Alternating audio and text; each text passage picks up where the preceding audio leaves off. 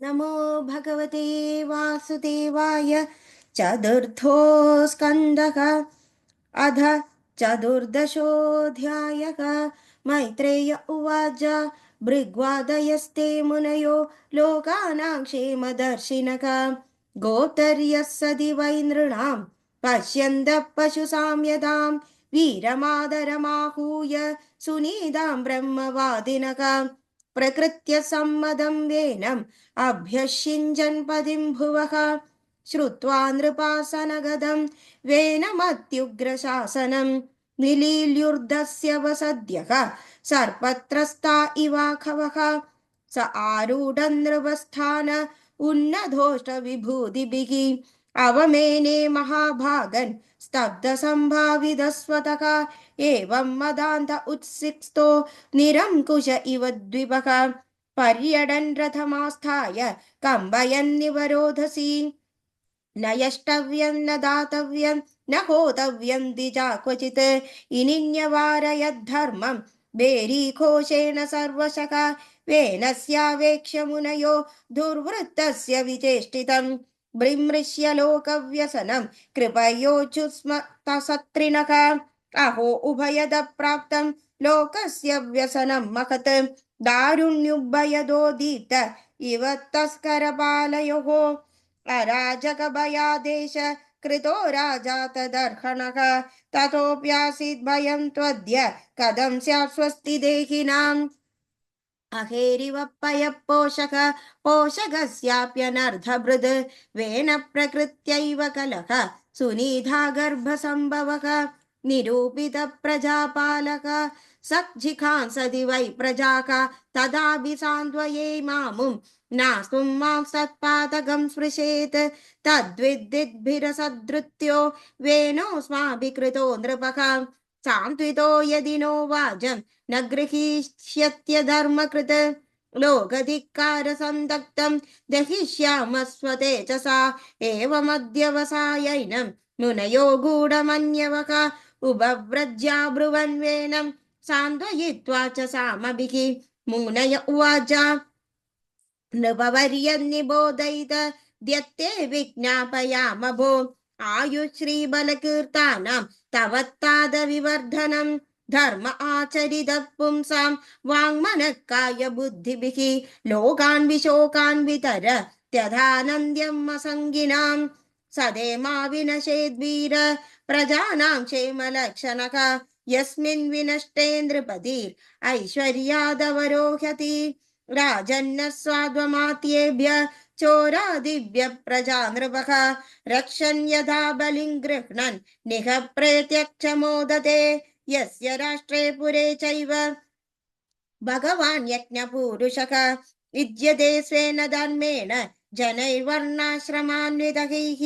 तस्य राज्ञो महाभाग भगवान् भूतभावनः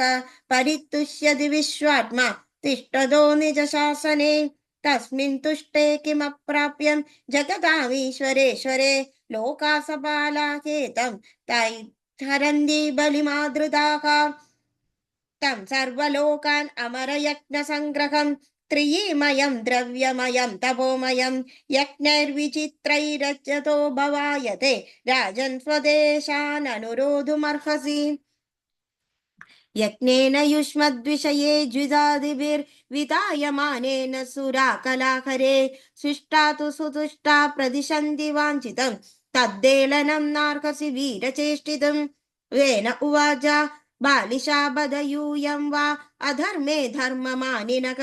ये वृत्तिदं पदिं हित्वा जारं पदिमुपासते अवजानन्द्यमी मूढा नृपरूपिणीमीश्वरं ज्ञानुविदन्ति ते भद्रम् इह लोके परतत्र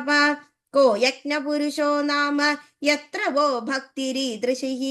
भर्तृस्नेहविदूराणां यदा जारे कुयोषितां विष्णुर्विञ्जिज्जो गिरिश इन्द्रो वायुर्यमो रवि पर्जन्यो दनदः सोम क्षितिरग्निरपां पदिः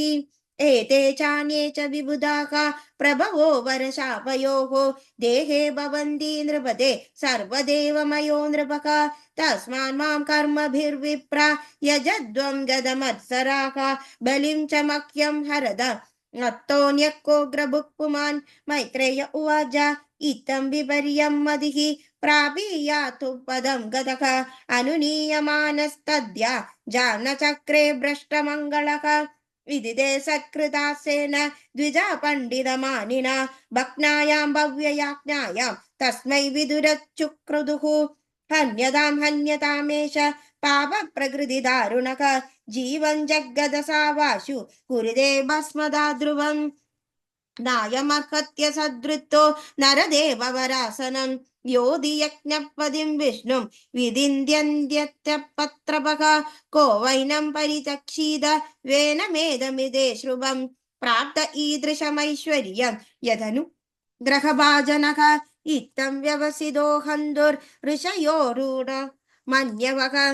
निजज्ञकुं कृदितैर्वैनं हदमच्युतनिन्दया ऋषिभिस्वाश्रमपदङ्गदे पुत्रः कळेबरं सुनीता पालयामास विद्यायोगेन शोचति एकदा मुनयस्ते तु सरस्वस्य लीलाप्लुताः हुत्वाग्निं सत्कदा चक्रुर् उपविष्टा सरित्तडे वीक्षोतिदांस्तदोल्पादा आहुर्लोकभयङ्करान् अप्यभद्रनाथाय वदस्युभ्यो न भवेद्भुवः एवं ऋषन्दर्षयो धावदां सर्वतो दिशन् त्वांसु समुत्थितो भूरि चोराणामभिलुबदां तदुपद्रववाज्ञाय लोकस्य वसुलुब्बदाम् भर्तरुपदर्ते तस्मिन् अन्योन्यं न च जिघांसतां चोरप्रायं जनपदं हीनसत्त्वमजाजकं लोकानावारयन् शक्ता अभितद्दोषदर्शिनः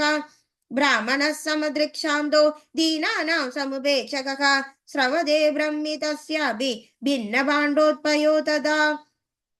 नागस्य वंशो राजर्षे एष संस्थातुमर्हति अमोघवीर्याहीन्द्रभा वंशेऽस्मिन् केशवाश्रयाः विनिश्चित्यैव मृष्ययो विपन्नस्य महीपतेः मम दरूरं तरसा तत्रासीत् बाहुको नरः काककृष्णोति ह्रस्वाङ्गो ह्रस्वबाहुर्महाहनुः ह्रस्वपानिघ्ननासाग्रो रक्ताचष्टामुमूर्ध्रजः तं तु ते वनतं दीनं किं करोमि दिवादिनं निशीदेत्यब्रुवः संस्था सन्निषादस्तदोऽभवत् तस्य वंशास्तु नैषादा गिरिकाननगोचराः येनाहराजायमानो वेन कल्मषमुल्बणम् इति श्रीमद्भागवते महापुराणे पारमहंस्यां संहितायां चतुर्थस्कन्धे पृथुचरिते निषोधोत्पत्तिर्नाम चतुर्दशोऽध्यायः सर्वत्र गोविन्दनाम संकीर्तनं गोविन्दा गोविन्दा नारायण अखिल गुरु भगवन्नास्ते।